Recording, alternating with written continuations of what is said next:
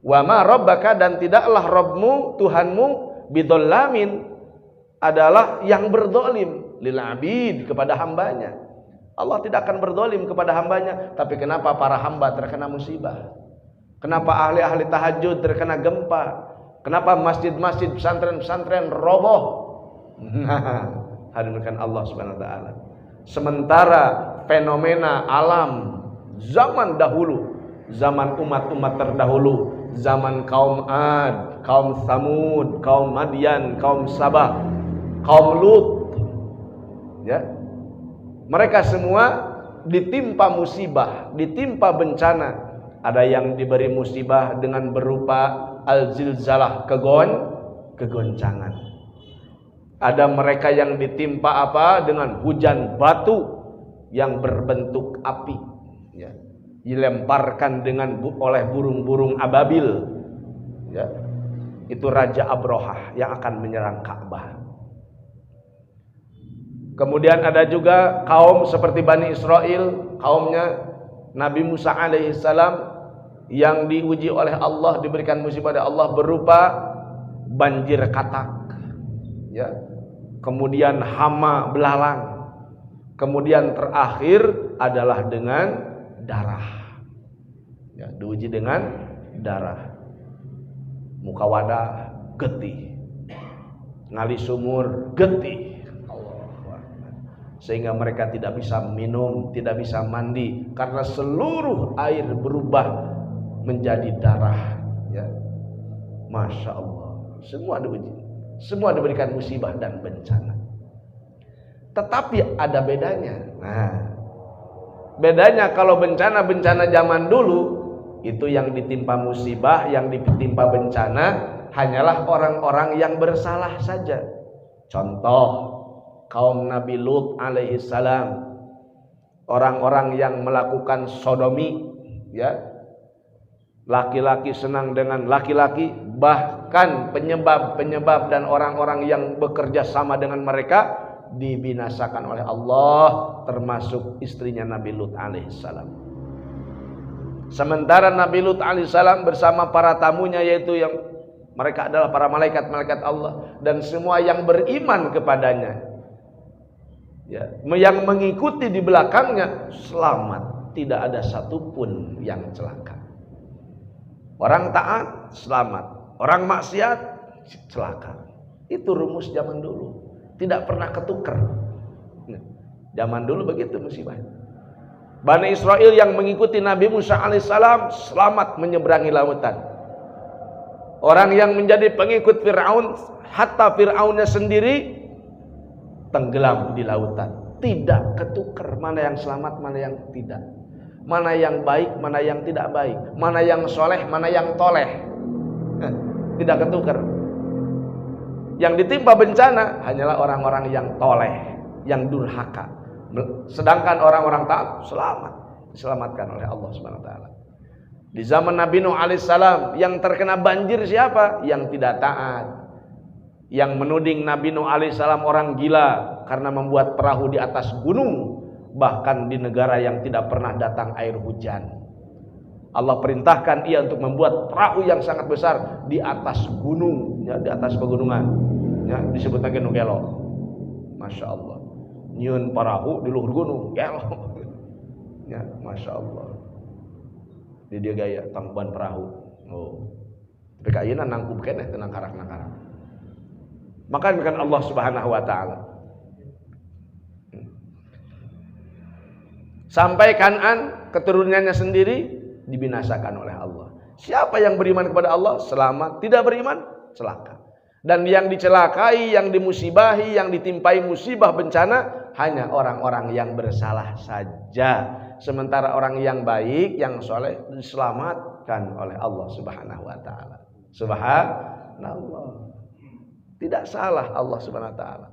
Sampai-sampai kalau kita dengar sejarahnya bagaimana orang-orang Kibti. Orang mana? Orang Kibti. Orang Kibti itu adalah orang dalamnya Fir'aun, yang dalam Al-Quran disebut Alu Fir'aun, keluarganya Fir'aun. Jadi di antara Bani Israel itu ada yang disebut orang-orang Kibti, yaitu orang yang dekat dengan Fir'aun. penyembah utama Fir'aun. Sebetulnya zaman Fir'aun itu banyak berhala-berhala mereka buat, ya. Tetapi di samping menyembah berhala, mereka pun menyembah Fir'aun juga.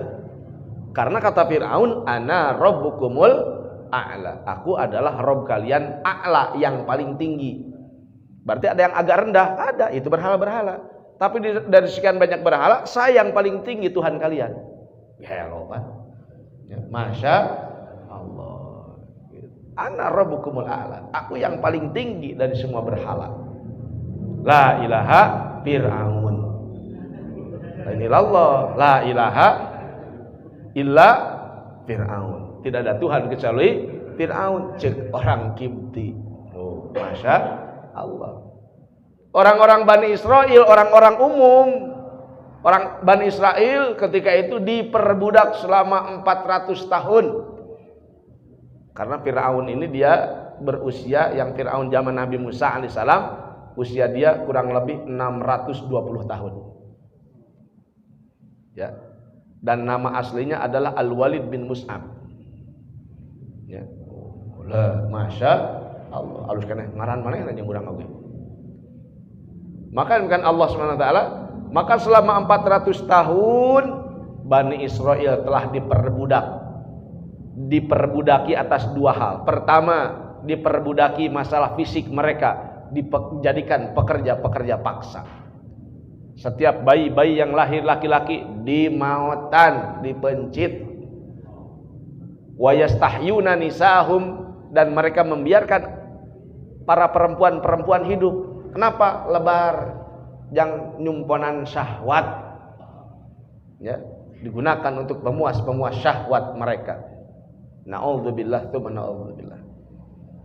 Maka di dalam penindasan selama ratusan tahun seperti itu, kemudian yang kedua, mereka diperbudak masalah sesembahan. Yang seharusnya mereka menyembah Allah Subhanahu wa taala, dipaksa untuk menyembah Fir'aun.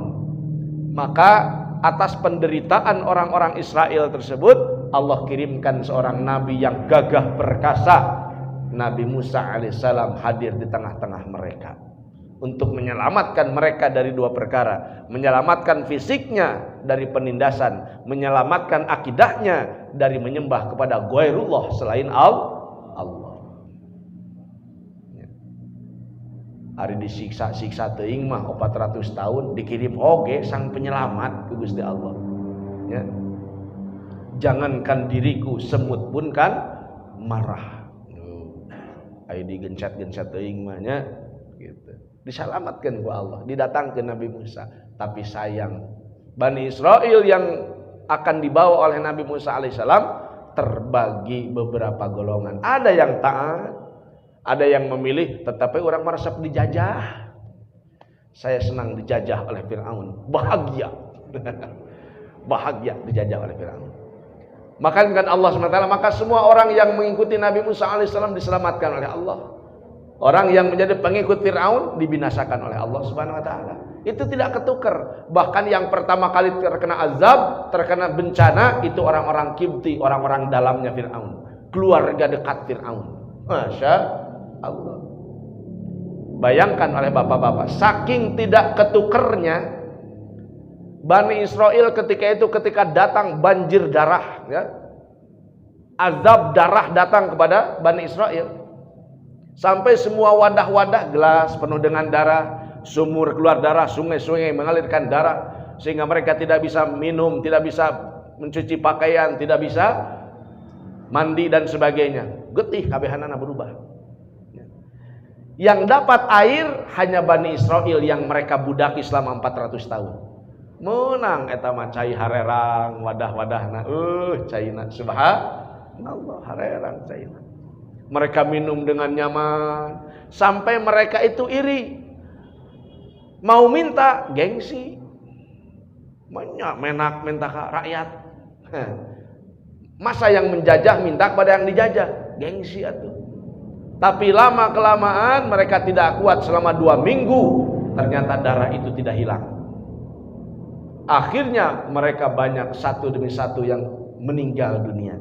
Akhirnya mereka datang mengemis-mengemis. Orang-orang Kipti, keluarga besar Fir'aun, termasuk Fir'aunnya sendiri, meminta kepada orang-orang Bani Israel, meminta air yang bersih kepada mereka. Minta punten tulungan abdi. Masya Allah. Akhirnya walaupun agak sedikit ngenes, dendam, benci, tapi akhirnya mereka membantu juga. Ya sudah, kami beri air kepada kalian. Berikan air. Ya, ketika di wadahnya orang Bani Israel itu masih berbentuk air. Tapi ketika dikocorkan, ya masuk ke wadahnya orang-orang Kipti, langsung berubah jadi darah. Lagi-lagi datang siksaan Allah ke atas mereka. Ya, Masya Allah. Saking tidak ketukernya, ketika dipegang oleh orang-orang Bani Israel, air putih. Ketika masuk ke wadahnya orang Kipti, berubah jadi darah. Sampai mereka minta tolong saya tidak kuat. Supaya tidak berubah jadi darah, bagaimana kalau dari mulut kamu masukkan langsung ke mulut saya? Dari mulut kamu masukkan langsung ke mulut saya. Bayangkan. Dari mulut orang-orang degil, orang-orang yang diperbudak oleh mereka selama 400 tahun, ya. Ciduhna asup kan manehanana. So, bayangkan. Saking dihinakannya mereka itu. Allahu Akbar. Akhirnya diikuti. Ya silakan kalau mau. Ya mau saya, daripada gak minum, daripada paeh. Sok langsung dicicikeun di bibirna langsung. Ya. Minum dulu dikekemukeun. Rada dolim setik. Gitu supaya dagena kalaluar. Ya. Allah jigongna ngilu ka jero. Ketika sudah ada di mulut orang-orang Bani Israel, kemudian orang-orang Kipti menganga, mulutnya terbuka. Ketika dimasukkan di mulut orang-orang Bani Israel, air bersih, air putih. Ketika masuk ke mulutnya orang-orang Kipti, berubah lagi menjadi darah. Bayangkan itu. Tidak pernah ketukar mana yang diazab, mana yang tidak. Tapi zaman ini lihat oleh bapak-bapak fenomena hari ini. Allahu Akbar. Anak kecil yang baru lahir, ya, tertimpa reruntuhan gempa sampai otaknya keluar. Wanita-wanita ahli ibadah yang selalu tahajud di malam hari terkena juga, ya, meninggal dunia. Terpisah kakinya, terpisah kepalanya, Masya Allah. Allahu Akbar. Tertimpa reruntuhan, pesantren-pesantren hancur, masjid-masjid yang makmur pun ikut hancur.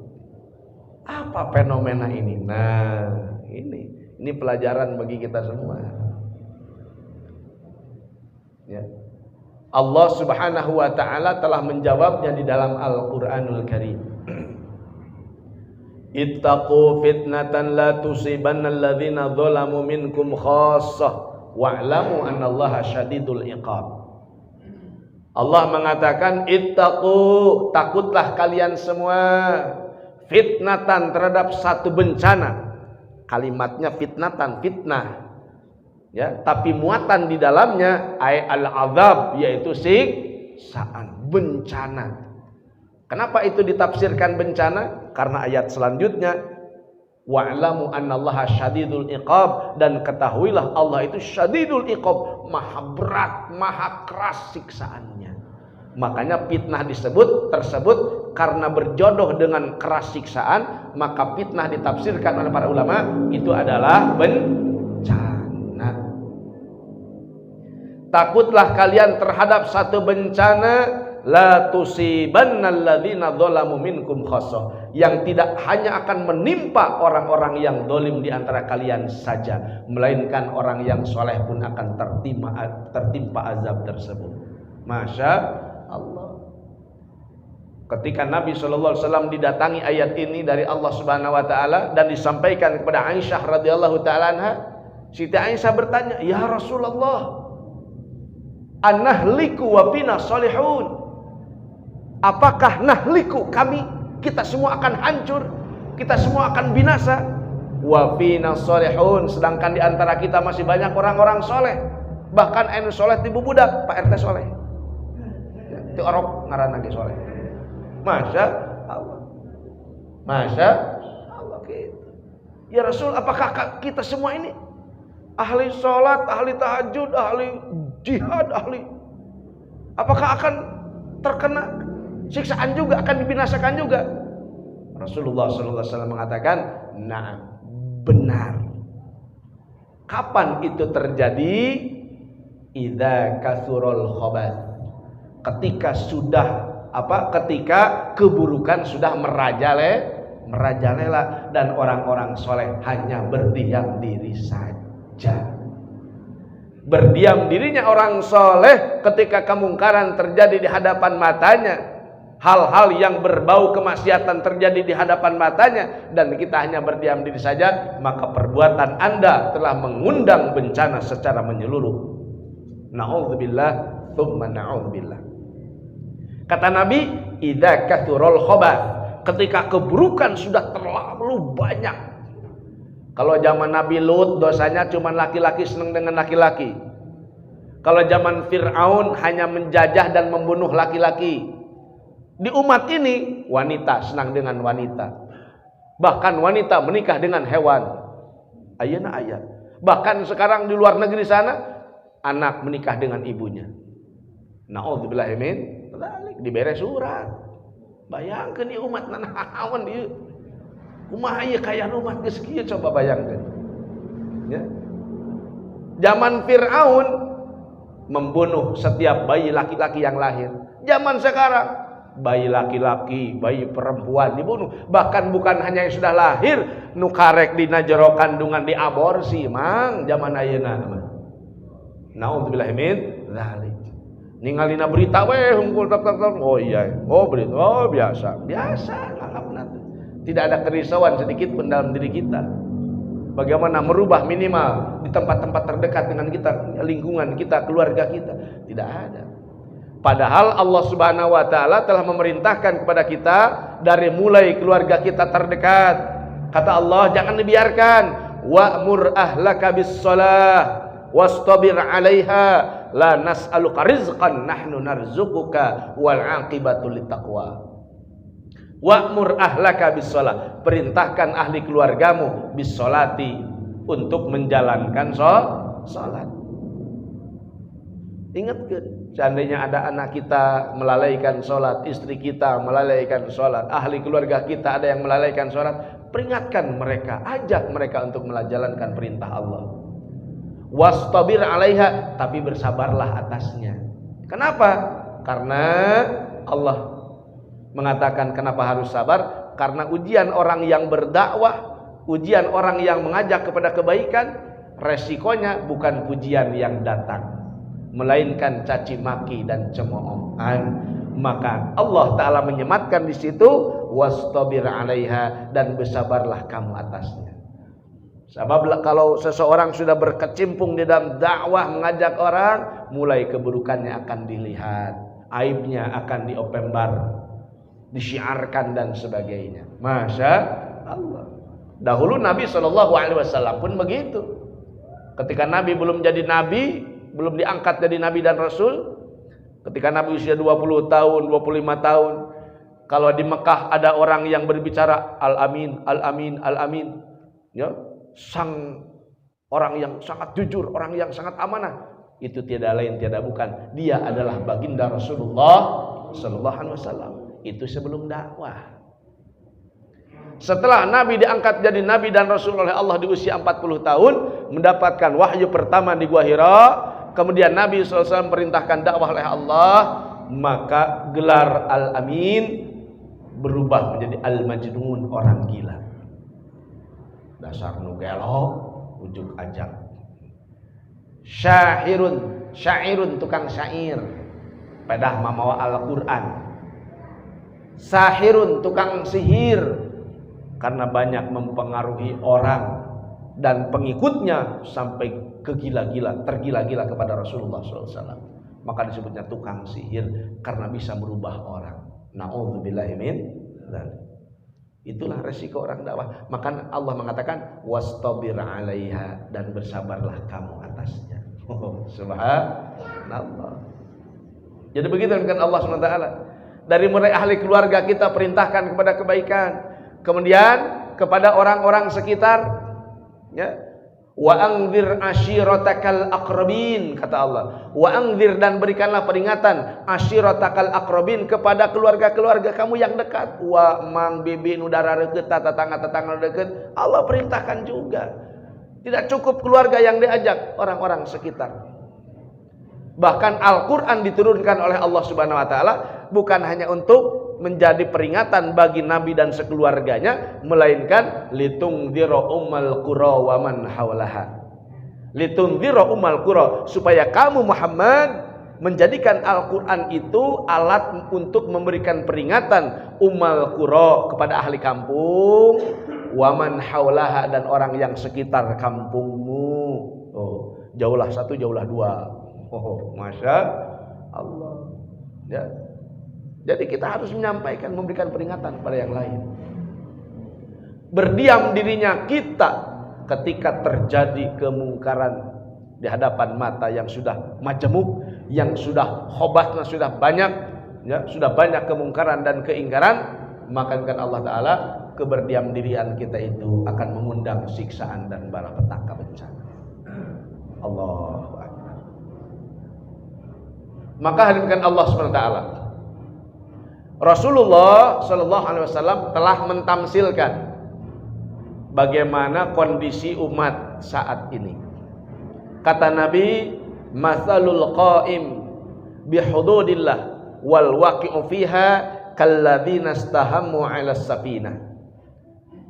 Matsalul qa'im, permisalan orang yang berdiri, ya, di atas hududullah, batasan-batasan hukum Allah, wal waqi'u fiha, dan orang yang melanggar batasan-batasan hukum Allah, orang yang taat terhadap hukum Allah dan orang yang tidak taat kepada hukum Allah, yang melanggar hukum Allah, kalladzina istahammu 'ala safinah, seperti orang-orang yang beramai-ramai naik ke dalam sebuah perahu.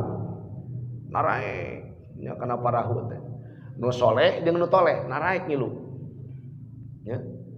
Ba'duhum fauqaha wa ba'duhum asfalaha.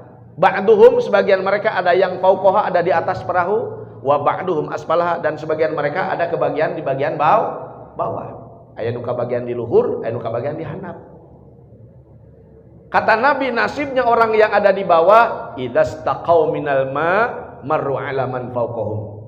Ketika mereka minta air, membutuhkan air, marru 'ala man fauqahum, maka mereka lewat meminta kepada orang yang di atas, melewati orang yang di atas, gitu. Putan, ngaririweuh, ya. Maka satu ketika ada sebuah ide, kata Nabi. Orang-orang yang di bawah itu berpikiran, kalau kita membutuhkan air, geus teu kudu ngaesekeun jalma nu di luhur. Tidak perlu, karena merepotkan orang lain itu tidak baik. Merepotkan orang lain itu tidak baik. Walaupun kita bukan ahli ibadah, yang penting gak pernah dolim sama orang. Angarnya disiksa. Ya. Kan ada orang yang beranggapan begitu. Yang penting hidup di dunia mah gak usah macam-macam sama orang. Engke ku orang oge mau di macam-macam. Mun urang teu kitu-kitu ka batur, urang mau di kitu-kitu. Nu penting mah aman we, tentram, nya teu salat ge. Nu penting mah teu ngalieurekeun batur, ya. Da urang mah mabok ge teu ngarugikeun batur, da mabokna ge di kamar sorangan. Tawek mah. Masya Allah, urang mah jinah teu ngarugikeun batur, awewena hayangeun urang daek. Teu ngarugikeun batur sama sekali, gitu.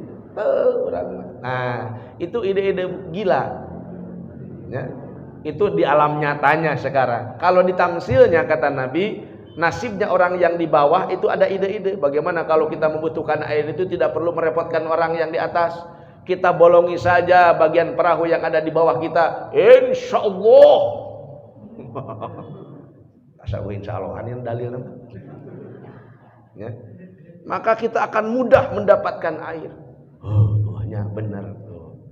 Maka kata Nabi, seandainya orang yang di atas cuek bebek saja, membiarkan ide-ide gila itu mereka lakukan, ya, mereka luluskan keinginan mereka, dan tidak ada kerisauan sedikit pun orang yang di atas, maka yang celaka seandainya mereka benar-benar membolongi bagian kapal itu, yang celaka bukan hanya di bagian bawah, yang ada di bagian atas pun akan celaka.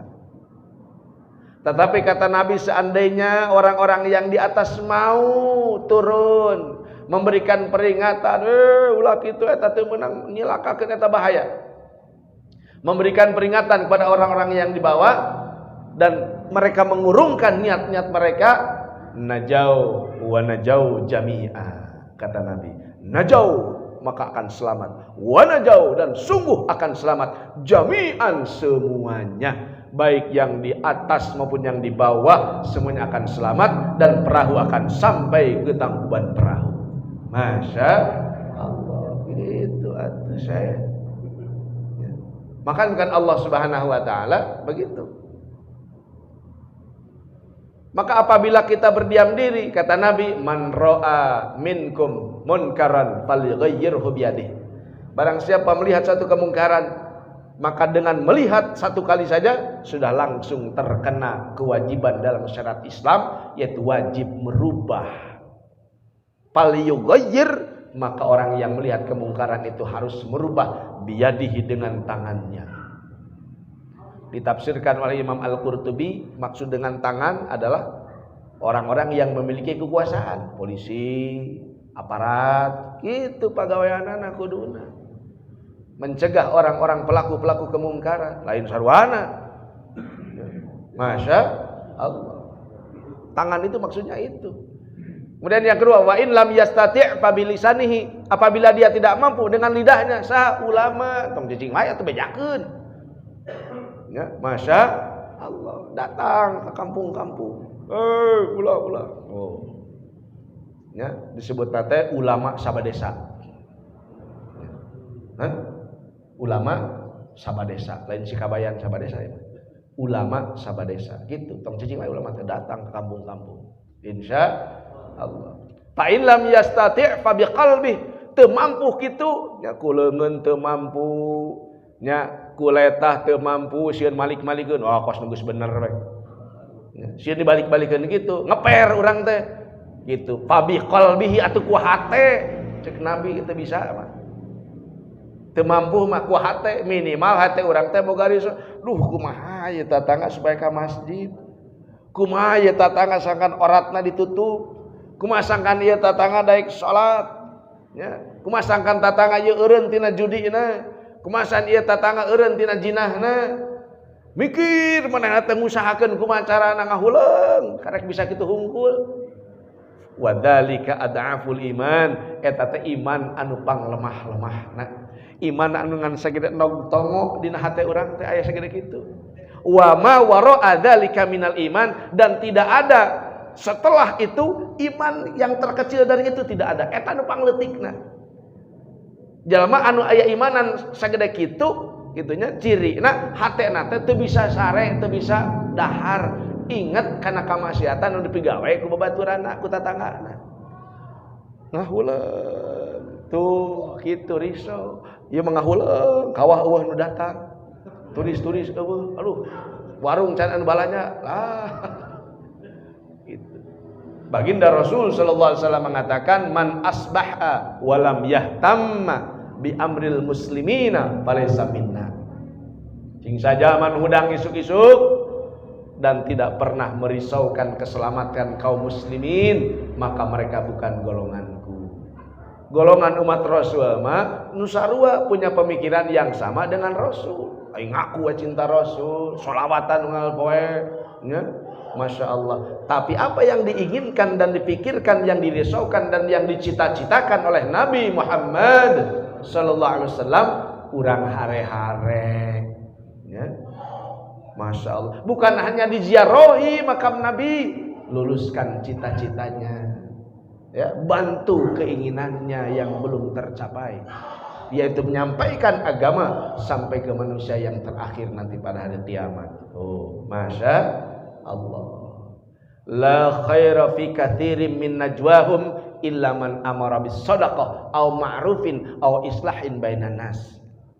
Allah mengatakan dalam Al-Quran, la khaira fi katsirin min najwahum, tidak ada kebaikan sama sekali dari setiap pembicaraan satu majelis, satu riungan, simposium dan sebagainya, obrolan-obrolan di pasar, di kebun, di mana, di jalan, di mana baik, ya, tidak ada kebaikan dalam obrolan manusia illa man amara bis shadaqah, kecuali pembicaraan orang yang memerintahkan manusia untuk bersedekah, au ma'rufin, atau mengajak manusia kepada ma'ruf, kepada kebaikan. Nah, itu baru. Au islahin bainan nas, atau perkataan yang mengajak manusia untuk berdamai, ya, dari sebuah pertikaian. Itu baru perkataan yang baik. Ngobrol ngobrolkan segala macam, itu tidak ada kebaikan di dalamnya, kecuali ada bobot di dalamnya. Membicarakan mengenai memerintahkan orang bersedekah, memerintahkan orang berbuat baik. Itu adalah sebagian daripada kalam-kalam yang dicintai oleh Allah Subhanahu wa taala. Maka Bapak Ibu sekalian yang dimuliakan Allah Subhanahu wa taala, maka jangan sampai kita berdiam diri. Karena apabila kita terus terpuruk seperti ini, sholat yang sorangan, ibadah yang sorangan, tidak pernah mempedulikan orang lain, maka perbuatan Anda akan menyebabkan Anda sendiri tertimpa musibah dan bencana.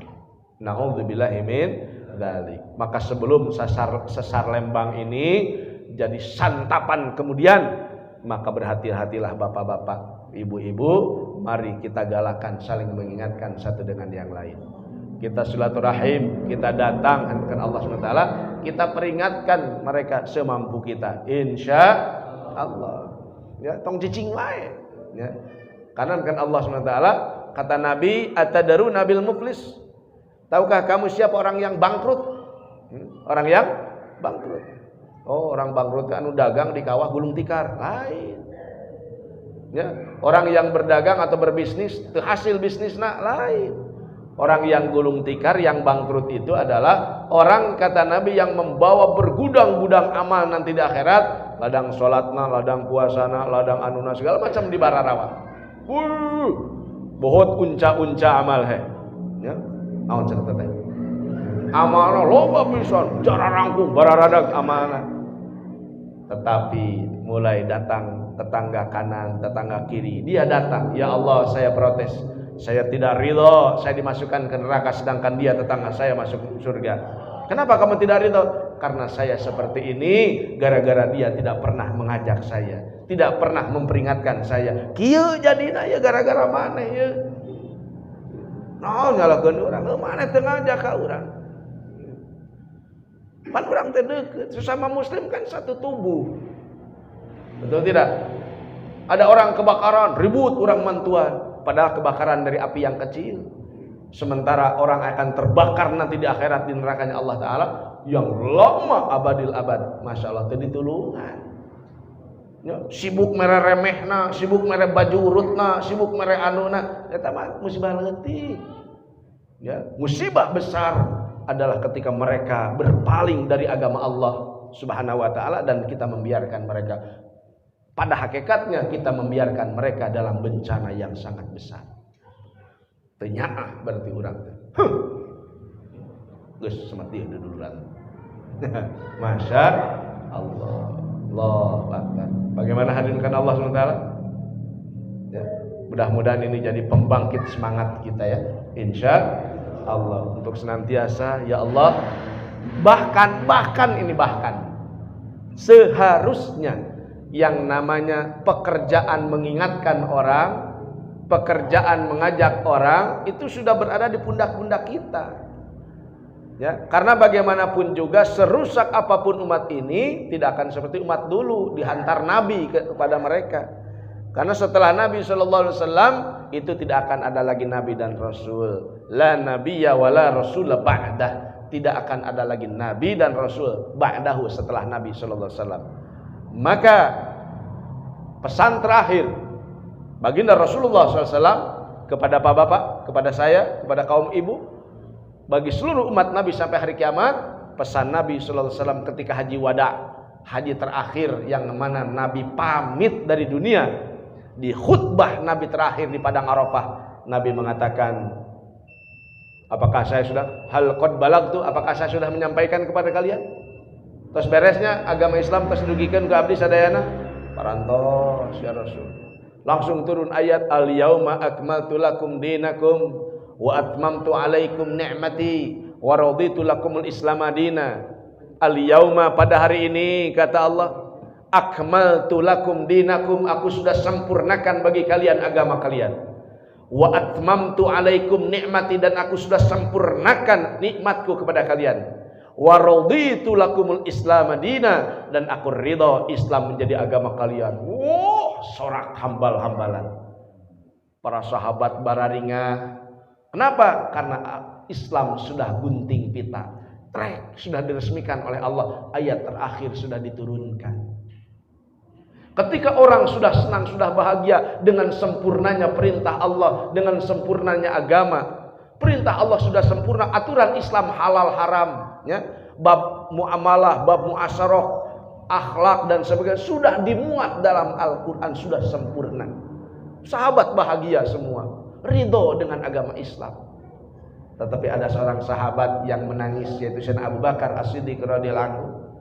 Dia menangis terseduh-seduh. Ditanya oleh para sahabat, kenapa ya Abu Bakar? Itu agama Islam geus digunting pita. Ari anjeun kalah ka sedih, kalah ka ceurik, kunaon? Saur Sayyidina Abu Bakar, kalian tidak paham, kalian tidak tahu. Apa yang kami tidak tahu? Dengan turunnya ayat itu menandakan tugas baginda Rasul sallallahu alaihi wasallam di muka bumi ini sudah akan selesai, dan dia akan segera kembali kepada Tuhannya.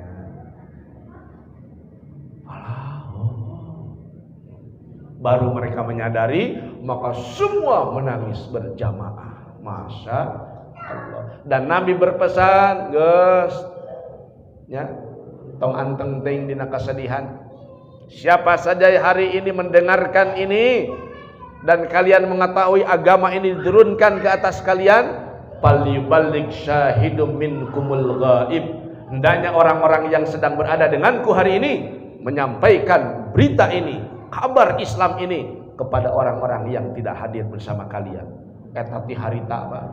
Beres khutbah, ya, beres sholat Jumat, ketika itu langsung para sahabat teinit ka imah-imahna, langsung berangkat. Dalam kitab Hayatus Sahabah dikatakan, para sahabat yang ketika itu menghadap ke timur langsung membawa kuda dan untanya berangkat ke timur. Para sahabat yang menghadap ke barat ketika itu langsung membawa kuda-kudanya dikendarai ke barat. Sanepi nawe ka mana, nyampaikan agama ke seluruh penjuru dunia. Masya Allah, teu barali. Ya. Masya Allah. Itulah. Nah, sekarang Nabi sudah tiada, para sahabat pun sudah tiada, maka tinggallah kita eueuh indung jeung bapa. Bayangkan, ditinggalkeun ku Nabi jeung sahabat. Kalau dulu para sahabat mendapatkan kekuatan iman dari memandang wajah Rasulullah sallallahu alaihi wasallam.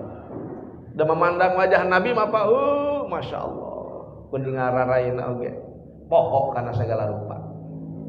Ya. Allah. Bagi para sahabat meninggalkan Mekah, meninggalkan Madinah itu hal yang kecil, yang sepele. Ya. Yang paling berat bagi para sahabat ketika mereka meninggalkan kampung halaman mereka adalah harus meninggalkan kekasih Allah baginda Muhammad sallallahu alaihi wasallam yang sudah masuk ke dalam hati sanubari mereka, kecintaan sudah tergila-gila kepada Nabi sallallahu alaihi wasallam. Allahu akbar. Maka kan Allah SWT, para sahabat kalau diberangkatkan oleh Nabi 300 orang, 400 orang diberangkatkan untuk mendakwakan agama. Ketika sudah berjalan sekian kilometer, melihat ke belakang, ingin melihat wajah Rasulullah SAW.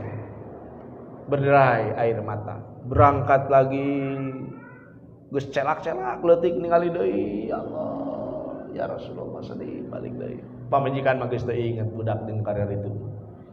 Yang mereka beratkan ada dalam hatinya adalah kecintaan mereka kepada Nabi Muhammad sallallahu alaihi wasallam. Maka kan Allah Subhanahu wa taala, secinta apapun Allah kepada Nabi sallallahu alaihi wasallam, maka untuk sampainya agama ini Allah telah korbankan diri Rasulullah sallallahu alaihi wasallam. Luar biasa. Maka berbahagialah bapak-bapak yang menjadi umat Nabi sallallahu alaihi wasallam. Buktikan cinta kita kepada Allah dengan perbanyak ibadah kepada Allah. Buktikan cinta kita kepada Nabi dengan meluluskan cita-cita Nabi, yaitu menyampaikan agama ke seluruh penjuru dunia. Mari kita belajar meluangkan diri, waktu kita untuk sama-sama beribadah kepada Allah dan mengajak manusia sebanyak-banyaknya. Memperingatkan orang-orang yang zalim, orang-orang yang berbuat kemungkaran, orang-orang yang berdosa. Kita datangi mereka dengan kasih sayang dan husnudzan, berbaik sangka, karena mungkin mereka hari ini bersalah, siapa tahu besok jadi wali-wali Allah Subhanahu wa taala. Mungkin saja di dalam hatinya ada mutiara-mutiara yang tersimpan, yang Allah membuat Allah jatuh cinta kepadanya. Baginda Rasul sallallahu alaihi wasallam menceritakan ada seorang wanita pelacur karena melihat seekor anjing yang kehausan, jorojoy hatena. Masya Allah, kelembutan yang ada di dalam hatinya, ternyata jasadnya yang sedang ada di rumah remang-remang. Remang-remang terang? Gitu. Tubuhnya yang dijajakan di rumah remang-remang, ternyata jasadnya itu, Masya Allah, membungkus sebongkah hati yang di dalamnya ada mutiara tersimpan, hanya saja belum ketahuan rahasianya. Ketahuan rahasianya ketika dia melihat seekor anjing, maka keluar mutiara itu, datanglah keibaannya, datanglah cinta kasihnya yang Allah telah titipkan beberapa ratus tahun sebelum Allah menciptakan dia. Maka datang rasa iba, langsung dia melepaskan sepatunya yang terbuat dari kulit, masuk ke dalam sumur, karena anjing tersebut berputar-putar di atas bibir sumur dan dia tidak bisa untuk mengambil air. Dah satu atau kumaha. Maka akhirnya perempuan itu masuk ke dalam, disiuk air, langsung digigit, naik lagi ke atas dan diberikan kepada anjing itu. Anu istiqomah di masjid ge cantang tuh bisa kitu, kiai ge cantang tuh bisa kitu meninggali anjing. Ieu mah pelacur, bayangkeun. Masya Allah, yang tidak ada bimbingan agama sebelumnya, mutiara tersimpan di dalamnya. Maka dengan perbuatannya itu membuat Allah jatuh cinta kepadanya. Maka seluruh dosa-dosa tidak berarti bagi Allah. Geuskeun mah dihapus. Maka dimasukkan ke dalam surganya Allah Ta'ala. Subhanallah, senantiasa berbaik sangka kepada Allah Subhanahu wa Ta'ala. Datangi orang-orang yang bersalah, datangi orang-orang yang zalim, datangi orang-orang yang berbuat mungkar, berbuat durhaka. Datangi mereka dengan kasih sayang. Jangan bicarakan aib-aib mereka, karena membicarakan aib itu tidak penting. Yang terpenting adalah kita menyatukan hati dengan mereka dan kita ajak mereka kepada jalan Allah Subhanahu wa Ta'ala bil hikmah wal mau'idotil hasanah, dengan cara yang baik dan tutur kata yang lemah lembut. Insya Allah. Kalau bapak-bapak tidak ada kemampuan, belum punya kemampuan seperti itu, silahkan bergabung dan berlatih berdakwah bersama saudara-saudara kita yang i'tikaf di masjid. Insya Allah. Bersedia semuanya? Bapak-bapak sekalian, luar biasa. Mudah-mudahan di akhir zaman ini, karena bagaimanapun walaupun kita tidak tertimpa gempa, tetap kematian akan datang suatu saat kepada kita. Yang jelas kita akan meninggalkan dunia ini, maka pastikan sisa usia yang Allah berikan ini digunakan untuk mengukir kebaikan-kebaikan. Insya Allah ya baik. Mudah-mudahan Allah SWT memberikan sisa usia yang barokah, sisa usia yang menjadikan kita, menjahit kita, menyelamatkan kita dari bencana di dunia dan di akhirat. Sahabat Rasulullah SAW mengatakan, seandainya saya tahu bahwa ada satu sujud yang diterima oleh Allah Subhanahu wa Ta'ala, kata Allah, kamu sujud kamu saya terima, maka saya tidak perlu beramal-amal yang lain, karena dengan satu amalan sujud saja diterima, itu sudah cukup untuk memasukkan kita ke dalam surga. Tapi sayang, sekarang kita sholat, tapi belum tahu apakah diterima atau tidak. Oleh karena itu, mari kita bersemangat kembali untuk beramal kebaikan, karena rahmat Allah disembunyikan di dalam amal-amal kebaikan itu. Inna rahmatallahi qaribun minal muhsinin. Sesungguhnya rahmat Allah dekat kepada orang-orang yang berbuat kebaikan. Insya Allah. Para hadirin yang dimuliakan Allah SWT, mudah-mudahan bahasan kajian yang kita bahas ya pada kesempatan malam hari ini, menjadikan sebuah inspirasi ya, sebuah dorongan hidayah dan taufik dari Allah Subhanahu wa taala untuk kita untuk bisa mengamalkan ibadah kepada Allah dan meluruskan cita-cita Nabi, saling mengingatkan satu dengan yang lain.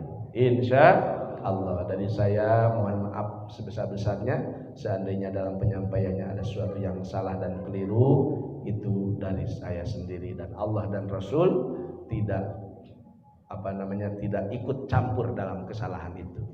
Allah Subhanahu wa taala dan Rasulullah SAW adalah yang maha benar ya, yang tahu kebenaran. Mudah-mudahan Allah SWT menjadikan kita orang-orang yang selamat dunia dan akhirat.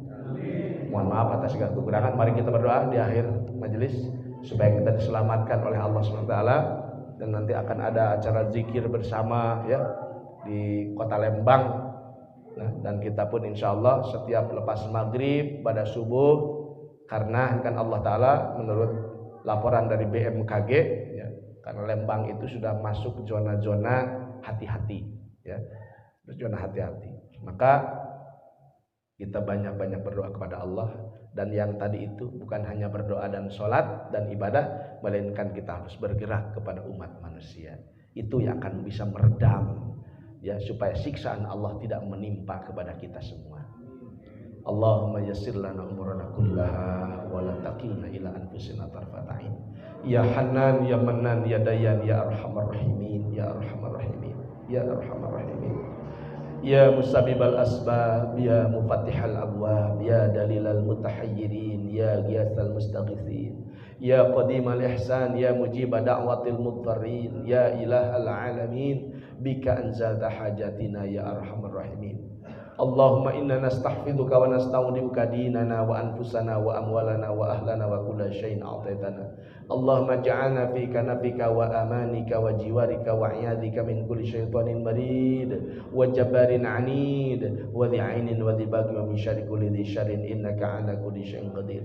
Allahumma jammilna bil afiyati was salamah wa haqiqna bit taqwa wal istiqamah wa a'idna min mujibatin nadamah innaka antas sami'ud du'a. Allahumma adfa' 'anna al-bala wal ghala wal waba wal fahsya wal munkar wasyada'id wasuyuf al mukhtalifata wal mihana wal fitana ma dhahara minha wa ma batan fi baladina hadha Indonesia khassa wa fi buldanil muslimina 'ammah bi rahmatika ya arhamar rahimin. Allahumma khtim lana husnal khatimah wa na'udzu bika min su'il khatimah wa tawaffana 'alal iman wal islam bi syafaati nabiyyina Muhammadin sallallahu alaihi wasallam.